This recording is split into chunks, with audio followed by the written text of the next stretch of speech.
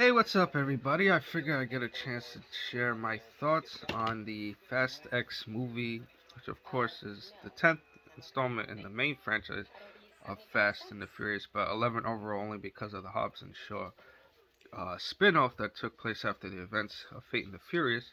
Well, in the events of Fast X, which takes place after the events of the ninth movie, Dom and Letty are still raising, his son Brian, and then, of course, there's still Tej and Rome and Ramsey and, Han, who mysteriously, came back from, faked his death, you know, when he made his, return in the end of the, you know, in the ninth movie, sorry.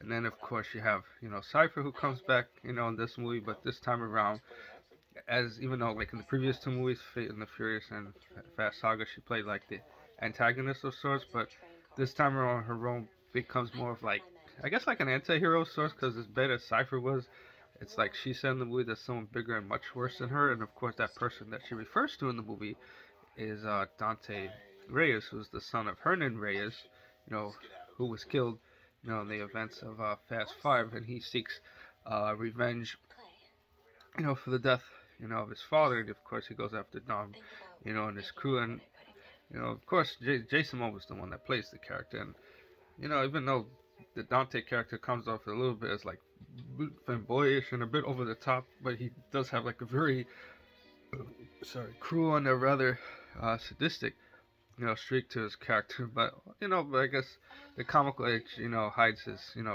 I would say almost like dark, sinister, personality. I guess if that's one particular way of looking at it, and he kind of comes across as like someone who has like daddy issues as well. Even though I guess that was the way the character was intended to be portrayed. In terms of what I thought about this one, I mean, I still think, in my opinion, the franchise kind of peaked with the seventh one and should have ended there.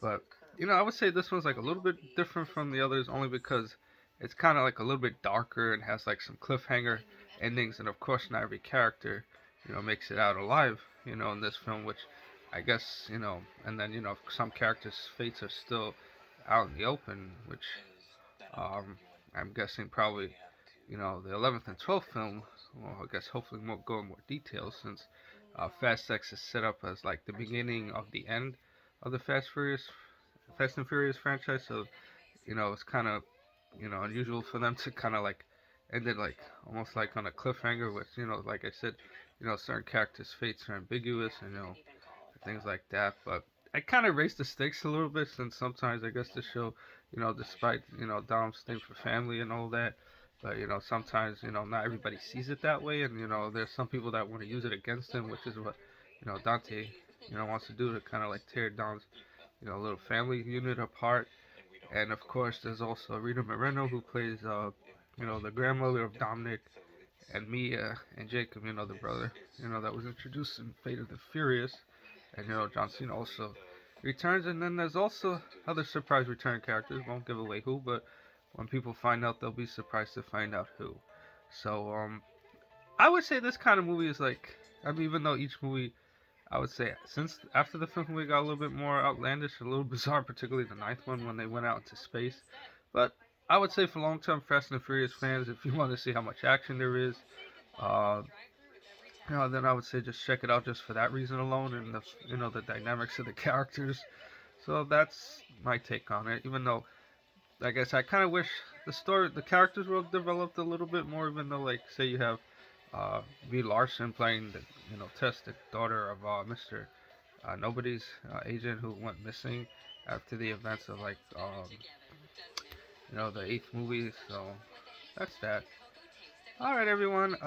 That's that. And I look forward to sharing more reviews soon, particularly uh, I guess how this live action version of The Little Mermaid will be. Until then, everyone, take care and look forward to sharing more content again soon. Thank you.